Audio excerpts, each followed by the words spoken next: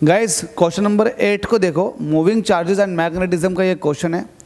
इसको हम ये भी कहते हैं magnetic effect of electric current. Chapter number 4 का ये क्वेश्चन है, 2014 के अंदर बोर्ड एग्जाम में पूछा गया, PYQ है। आपसे कह रहा है इस PYQ के अंदर कि एक इलेक्ट्रॉन है जिसको एक्सिलरेट किया गया है बाय पोटेंशियल डिफरेंस V। इस V पोटेंशियल डिफरेंस है उसको एक्सिलरेट किया गया है और एक्सिलरेट करके उसको एक ट्रांसवर्स मैग्नेटिक फील्ड के अंदर छोड़ दिया गया। ट्रांसवर्स मैग्नेटिक फील्ड ने उस पर एक फोर्स लगाया F, ठीक है।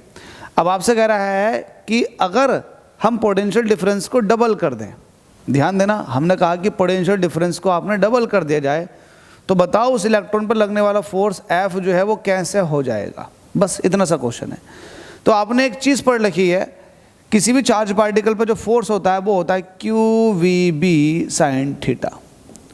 अब यहाँ पर कहीं पर भी आपको ये दिखाई नहीं दे रहा होगा वोल्टेज का, है ना। इसमें कहीं ना कहीं आपको वोल्टेज दिखाई दे रहा है कि नहीं, ये चार्ज है, ये वेलोसिटी है, ये मैग्नेटिक फील्ड है और ये साइन थीटा। तो आपको क्या करना होगा, इस फोर्स को इन टर्म्स ऑफ वोल्टेज लिखना होगा। अब आप एक चीज़ जानते हैं, जब आपने किसी इलेक्ट्रॉन को कोई पोटेंशियल डिफरेंस पे उसे भेजा है तो उसके पास एक एनर्जी होती है, ठीक है। तो वो एनर्जी जो हो गई उसके पास काइनेटिक एनर्जी हो गई, दैट इज mv²। यस और नो? हम mv² इसलिए लिख रहे हैं क्योंकि हमें वेलोसिटी चाहिए इलेक्ट्रॉन की। अच्छा, ये जो mv² है किसकी वजह से आई? हमने v पोटेंशियल पर इस इलेक्ट्रॉन को भेजा है। तो आपको पता है जब v पोटेंशियल पर आप किसी इलेक्ट्रॉन को भेजते हो तो वर्गड़न करना पड़ता है। वर्गड़न इज इक्वल टू हो जाता है पोटेंशियल डिफरेंस इंटू चार्ज, ये वर्गड़न हो जाता है। W is equal to V into Q, यही तो हो जाता है। अब वर्गड़न कितना हो जाएगा? V क्या है? पोटेंशियल डिफरेंस V है और इलेक्ट्रॉन का चार्ज कितना ही है, तो ये EV हो जाएगा। वर्गड़न कितना हो जाएगा? EV। और ये वर्गड़न जो है एज अ काइनेटिक एनर्जी में चला गया, तो मैंने वही कहा काइनेटिक एनर्जी किसके बराबर हो जाएगी? EV के बराबर, ठीक है। V क्या है? ये वोल्टेज है और ये V क्या है? ये वेलोसिटी है। तो यहाँ से आप देखोगे कि वेलोसिटी क्या हो जाएगी, तो mv², इसको ऐसे रहने दो, ये हो जाएगा 2EV।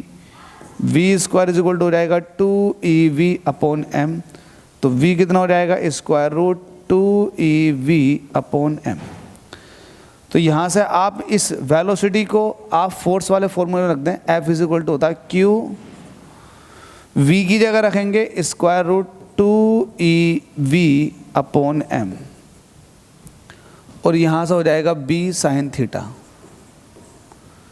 तो आप यहाँ से ये देखेंगे कि जो फोर्स है इलेक्ट्रॉन पर वो वोल्टेज के स्क्वायर रूट के डायरेक्टली प्रोपोर्शनल। बस बात खत्म, इसी से निकाल दो आप। अब आप करोगे F2 अपॉन F1 तो ये हो जाएगा √V2 अपॉन V1, बात खत्म। आपको F2 चाहिए, बिल्कुल चाहिए F2। अच्छा, F1 मल्टीप्लाई में जाकर के ये F हो जाएगा क्योंकि F1 की वैल्यू F है। V2 कितना है? V2 है, जस्ट डबल कर दिया गया पहले वाले का, तो V1 की वैल्यू V है और V2 की वैल्यू 2V है, तो इससे ये कट जाएगा। तो नया फोर्स आ जाएगा जो कि F2 है, ये आ जाएगा √2F। तो ये है। अब जहाँ कहीं भी √2F दिखाई दे आप टिक कर दो, तो option number C is the correct.